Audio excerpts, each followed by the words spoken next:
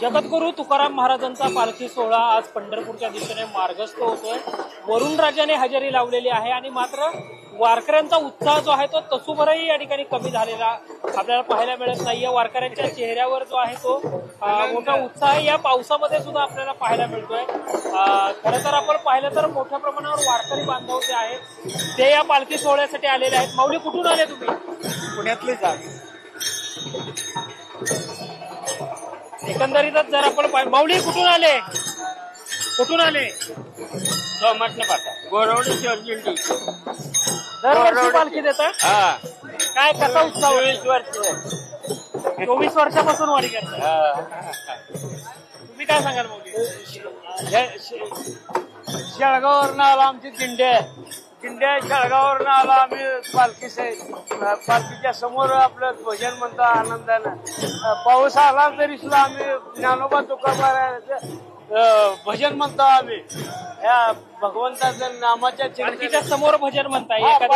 एखादं भजन आपल्या प्रेक्षकांना ऐकवा की? आपल्या प्रेक्षकांना एखादं भजन ऐकवा। होय। उजळले भाग्य आता अवघी चिंता वारली, संत दर्शनी हा लाभ पद्मनाभ जोडीला, संपुष्ट हे हृदय पेटी करुणी पोटी साठव, तुका म्हणे होता ठेवा तोया भावा सापडला, संत दर्शनी हा लाभ पद्मनाभ जोडीला।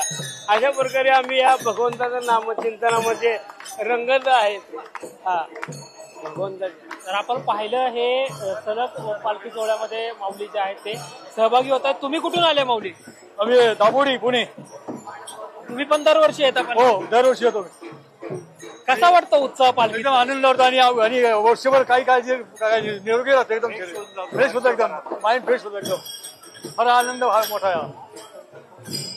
प्रत्येकच वारकरी बांधवांच्या चेहऱ्यावर मोठा उत्साह जो आहे तो या पालखी सोहळ्याच्या निमित्तानं ओसंडून होतो। तुम्ही कुठून आले माऊली? आम्ही सोलापूर। सोलापूरवरनं? हो, दरवर्षी येता? हो, दरवर्षी प्रसन्न ऊन आहे पार, इथं आपण पाहतोय पाऊसही येतोय, तरी देखील एक उत्साह जो आहे तो चेहऱ्यावर दिसतो। ही ऊर्जा कुठून येते?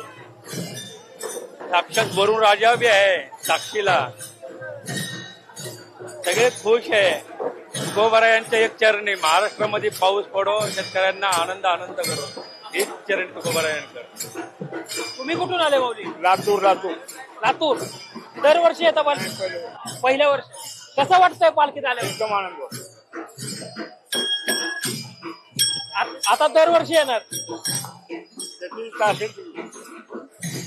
एकंदरीतच वारकरी बांधवांच्या चेहऱ्यावर जो आहे तो उत्साह पाहायला मिळतो। तुम्ही कुठून आले माऊली?